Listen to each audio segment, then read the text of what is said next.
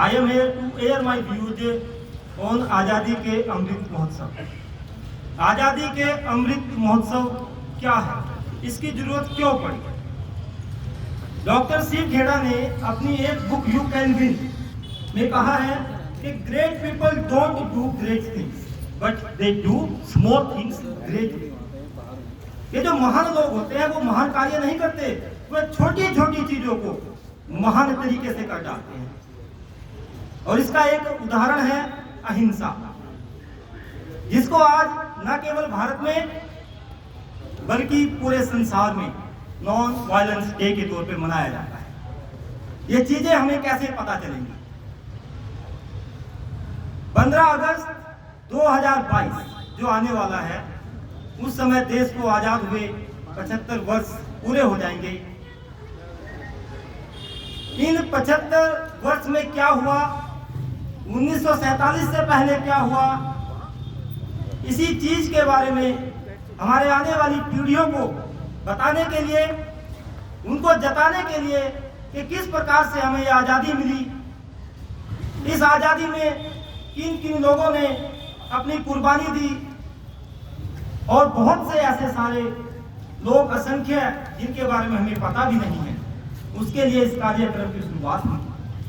12 मार्च 2021 को गुजरात के अहमदाबाद के साबरमती आश्रम में हमारे योग्य प्रधानमंत्री श्री नरेंद्र मोदी जी ने इस कार्यक्रम की शुरुआत की, और वहां से 75 जगहों पर यह कार्यक्रम शुरू किया गया।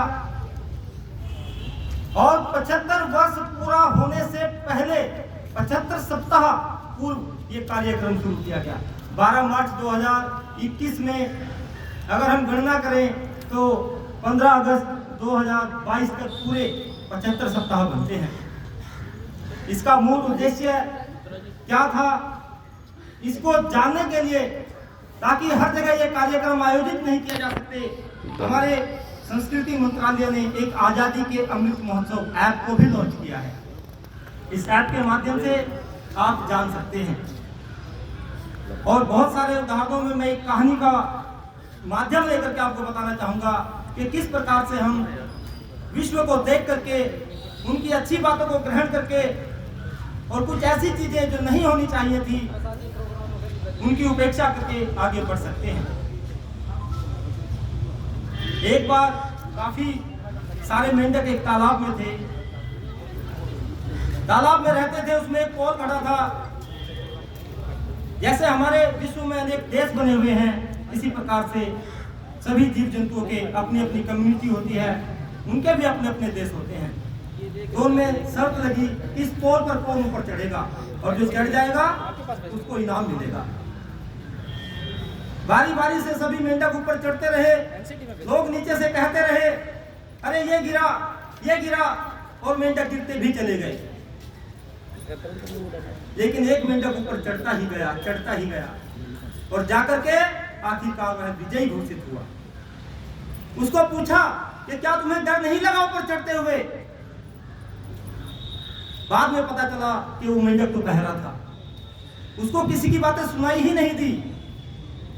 इसी प्रकार से भारत की परंपरा रही है कि भारत को अगर आगे बढ़ना है तो उसे उन चीजों की उपेक्षा करनी होगी जिन चीजों का उससे कोई लेना देना नहीं है, और विश्व की अच्छी चीजों को उन्हें ग्रहण करना होगा। आजादी के अमृत महोत्सव का मतलब ही यह है, ऊर्जा का महोत्सव, नए विचारों का महोत्सव, आने वाली पीढ़ी के लिए ऊर्जावान होने का महोत्सव, संकल्पों का महोत्सव। और हमें अपनी आने वाली पीढ़ी को बताना है कि 1857 की क्रांति के बाद 1947 तक किस प्रकार के आंदोलन हुए, किस प्रकार से ईस्ट इंडिया कंपनी ने भारत पर राज किया, और उनसे आजाद होने के लिए हमने भारत छोड़ो आंदोलन, खिलाफत आंदोलन, असहयोग आंदोलन, शहीद भगत सिंह, चंद्रशेखर आजाद, मौलाना अबुल फजल, बहुत सारे लोगों ने अपना बलिदान किया, और बहुत सारे ऐसे लोग जिनको हम जानते भी नहीं हैं, उन्होंने भी इस बलिदान में अपना सहयोग दिया। तो इस प्रकार से आने वाली पीढ़ी को ये पता चले कि सन 2047 में जब भारत को आजाद हुए 100 वर्ष पूरे हो जाएंगे, उनके हाथों में जब कमान सौंपी जाएगी, उनको यह एहसास होना चाहिए कि ये आजादी ऐसे ही नहीं मिली है। और इस दौरान आजादी के बाद बहुत सारी समस्याएं आई, जैसे कश्मीर का मुद्दा, उसको सुलझा लिया गया है, वहां से धारा 370 हटाई गई, नक्सलवाद से जूझा जा रहा है, बेरोजगारी को बहुत हद तक कम किया जा चुका है, भूखमरी से संघर्ष किया जा रहा है। इन चीजों को, इन बातों को, इन समस्याओं को हमें अपनी आने वाली पीढ़ियों को बताना है। यही उद्देश्य है आजादी के अमृत महोत्सव का।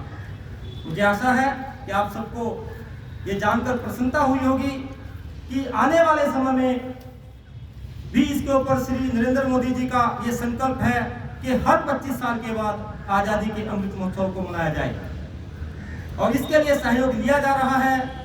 इस प्रकार की मंडलियों का ब्लॉक लेवल पर, डिस्ट्रिक्ट लेवल पर, राज्य स्तर पर और विश्व स्तर पर इसका प्रयास किया जा रहा है कि लोगों को भारतीय संस्कृति का पता चले, उनको पता चले कि भारत विश्व गुरु रहा है, विश्व गुरु होगा, और ये बताया जाए कि हम आजाद हैं तो अच्छा है, हम आजाद रहेंगे तो और भी अच्छा है, लेकिन हम कुछ कुंठाओं से आजाद होने का प्रयास करेंगे तो और भी अच्छा है। वे कुंठाई क्या है?